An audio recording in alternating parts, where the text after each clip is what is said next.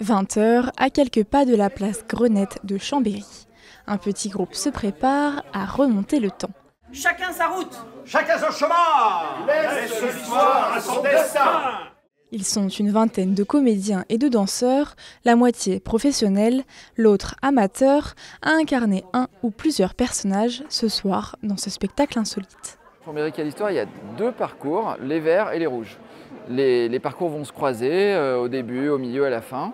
Mais donc il y a les verts, c'est les nobles, les ducs de Savoie, et les rouges, c'est le peuple.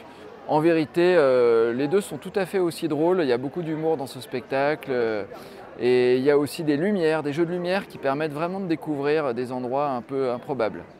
Ce soir, et comme sur la quasi-totalité des 14 dates de cet été, ils vont jouer à guichet fermé. Près de 200 personnes attendent patiemment le début de la représentation qui raconte l'histoire de la cité des Ducs du XIIe au XIXe siècle.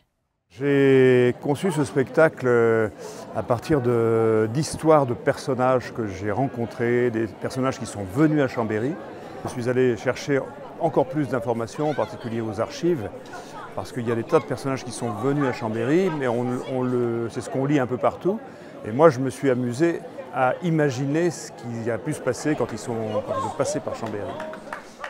20h30, le public se divise en deux et part à la rencontre de Rabelais, Napoléon Bonaparte, George Sand ou encore Jean-Jacques Rousseau dans ce spectacle itinérant, à la fois historique et humoristique. Nous la visite, monsieur le maire, je le veux.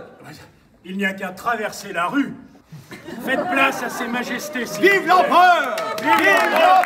Vive l'impératrice! Jouée pour la seconde année, cette pièce de théâtre, accessible dès 5 ans, permet aux Chambériens de découvrir des lieux à la fois emblématiques comme méconnus de leur ville durant 2 heures. J'habite pas depuis très longtemps à Chambéry, je suis pas d'origine savoyarde, donc ça me permet en suivant le spectacle d'en apprendre plus sur l'endroit où je vis. Ce qui est très sympa, c'est de découvrir des nouveaux lieux de la ville. Par exemple, là on est passé dans un petit passage, d'habitude c'est une cour privée, donc je sais même pas si elle est ouverte, et là pour nous ce soir elle l'était, donc ça c'est très sympa. On habite Chambéry et puis on l'a fait l'année dernière le groupe des Rouges, et cette année on avait vraiment envie de voir le groupe des Verts. Pour l'été 2025, une nouvelle pièce est en écriture. Il semblerait que la Belle Époque, avec tous les rebondissements qui la caractérisent, les grands magasins, la presse, les faits divers ou encore les feuilletons politiques, soient au cœur de ce second spectacle. Un nouveau projet mais dont l'essence reste la même, faire découvrir le Chambéry d'antan à ceux qui le font vivre aujourd'hui.